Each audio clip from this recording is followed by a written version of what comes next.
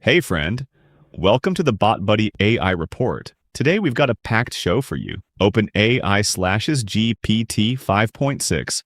Sol API prices over 20%. DeepSeek drops new multimodal model, closing in on Opus 4.8.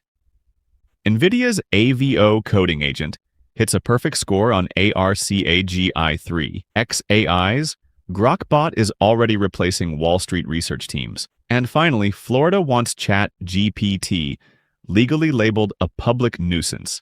Let's get into it. OpenAI just made a move that says a lot about where this AI race actually stands. They're cutting prices on the GPT 5.6 Sol API by more than 20%, and that discount sticks around for the next 3 months. It applies to both API usage and credits, so developers building on top of OpenAI are about to see their bills drop fast. On the surface, this sounds like OpenAI being generous. Under the hood, it's a competitive move. Anthropic, XAI, and DeepSeek have all been closing the gap on capability, so OpenAI is now competing on price instead of just bragging rights. When the biggest player in the room starts cutting prices instead of raising them, that usually means the fight for market share just got a lot more real. Developers win either way, but don't mistake this for charity. This is strategy. Okay, this next one. I am genuinely excited about this. You are going to love it. DeepSeek just quietly dropped something that deserves way more attention than it's getting. It's called DeepSeek V4 Flash Vision Exp, a new multimodal model available on their API. Here's the part that matters. It matches the text performance of their existing V4 Flash model, but it takes a serious leap forward on multimodal agent benchmarks, landing in territory that's approaching Opus 4.8. For context, Opus 4.8 has been treated as one of the top-tier benchmarks for agentic and vision tasks. If an open model out of China is closing in on that, the narrative that Western labs have a comfortable multi-year lead just took another hit. This is the 4th or 5th time this year we've seen a Chinese lab ship something that forces a recalibration. At some point, closing the gap stops being a pattern and starts being the new normal. Now, this is impressive. Seriously, take a look at what they pulled off. NVIDIA just put up a number that's hard to ignore.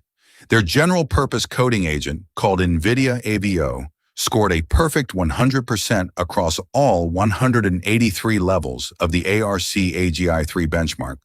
If you're not familiar with ARCAGI3, it's specifically built to be resistant to AI. It tests interactive reasoning in ways that are supposed to trip up pattern-matching systems and reward actual problem-solving. A perfect score across every single level is not something benchmarks like this are supposed to give up easily. This isn't just a software win either. NVIDIA is the company making the chips that power basically every major AI lab on the planet. And now they're proving their own agent can top the reasoning charts too. When the hardware company starts beating the software companies at their own game, that's a signal the entire stack is accelerating faster than most people expected. Now, this one is a little concerning. This is something we should all be paying attention to. This one hits different because it's not a benchmark, it's a real-world outcome. XAI just expanded access to Grokbot for Super Grok Plus, Cursor Pro Plus, and Teams users, complete with a free trial. But the story isn't the rollout, it's what people are already doing with it. Users are posting examples of Grokbot effectively replacing research teams that used to cost companies multiple hundreds of thousands of dollars a year. We're talking about the kind of analyst work that used to require a whole desk of humans digging through filings, market data, and reports. Now it's one AI agent running for a fraction of the cost. This is the part of the AI story that stops being abstract. It's not just about which model tops a leaderboard anymore. It's about which jobs are quietly disappearing while everyone's busy arguing about benchmarks. All right, I will be honest, I was a little skeptical when I first saw this one. But hear me out. Florida just took a swing at OpenAI. That's different from anything we've seen so far in the AI legal wars. The state is pursuing action to have Sam Altman and ChatGPT itself classified as a public nuisance. That's a legal category usually reserved for things like polluting factories or dangerous properties, not a chatbot used by hundreds of millions of people every week. OpenAI is fighting hard to keep this from ever reaching a jury, and it's easy to see why. If a jury sides with Florida, It opens the door for other states to try the exact same legal playbook against any AI product they don't like. This isn't about copyright or data privacy anymore. This is a state government arguing the technology itself is a hazard to the public. Win or lose, this case is going to shape how aggressively states come after AI companies next. That's all for today, friend.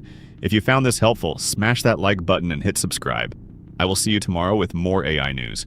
Until then, stay curious, stay informed, and remember, leverage your intelligence.